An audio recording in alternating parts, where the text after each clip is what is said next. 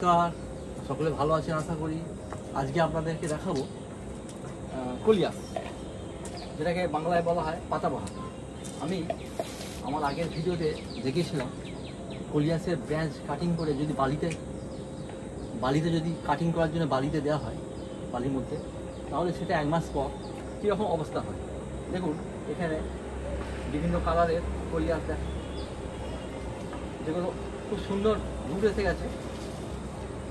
দেখুন কত সুন্দর রুট এসেছে এক একটা গাছে।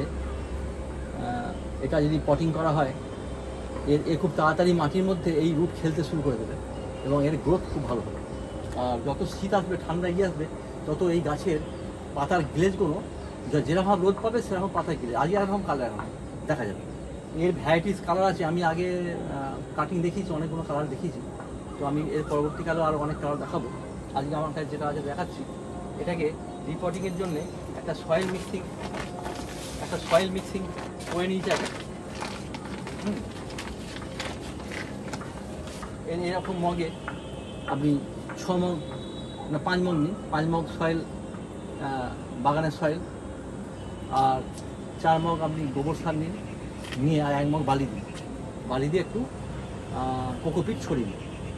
তাই এই মিক্সিংটা যে হবে, সেই মিক্সিংটাকে ভালো করে মিশিয়ে আপনার যত কোনো পটে হবে বা টবে হবে আপনি করুন। এবার যদি আপনার বেশি টব থাকে, আপনি এই মগের জায়গায় বড় মগ নিতে পারেন, বড় টিন নিতে পারেন, যেমন আমার দরকার।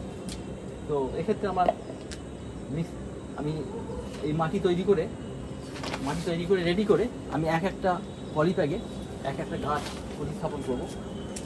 এই শেকড়টা গাছের এই মাটির মধ্যে ঢুকিয়ে দিতে হবে।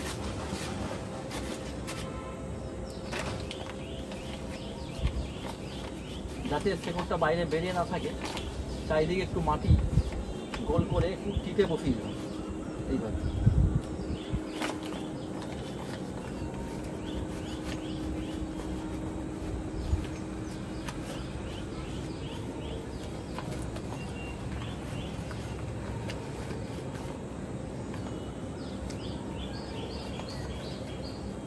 এইভাবে বসিয়ে দেওয়া হলো। এবার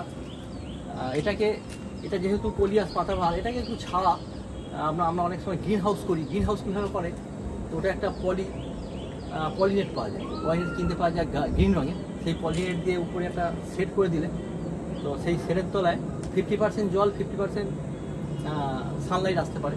সেরকম জায়গায় বা কোনো একটা জায়গায় সাদা প্লাস্টিক দিয়েও ছেড়ে রাখা যেতে পারে। এর মধ্যে ডাইরেক্ট জল, যদি খুব বৃষ্টির জল বেশি হয়, তখন এর রঙটা বা অনেক ক্ষেত্রে গাছ মরে যেতে পারে। তো এইভাবে বর্ষার সময়টা একটু সাবধানে রাখতে হয়। তারপর ওয়েদার চেঞ্জ হয়ে গেলে এর গ্লেজ এমনি বাড়তে থাকে, তখন এটা সানলাইটে রাখা যায়। এটাতে মোটামুটি এটা পরীক্ষণ করার পর 20 দিন মোটামুটি কোনো সার দেওয়ার প্রয়োজন নেই। তারপর একটু গোড়ায় নিম খোল বা সর্ষে খোল ভিজিয়ে তার জল দেওয়া যায়, বা সর্ষে খোল 2 চামচ গোল করে ছড়িয়ে দিয়ে তাতেও জল দেওয়া যায়। এইভাবে এটাকে এর কেয়ার নিতে হবে, এটা পরিচর্যা করতে হবে। তো আমি পরবর্তী ভিডিওতে আবার আমি দেখাবো এর পরিচর্যা কীভাবে করবো, এর যেমন গ্রোথ হবে তেমন দেখাবো। তো আপনাদের যদি ভিডিওটা ভালো লাগে, লাইক শেয়ার করবেন, সাবস্ক্রাইব করবেন। ভালো থাকবেন, ধন্যবাদ।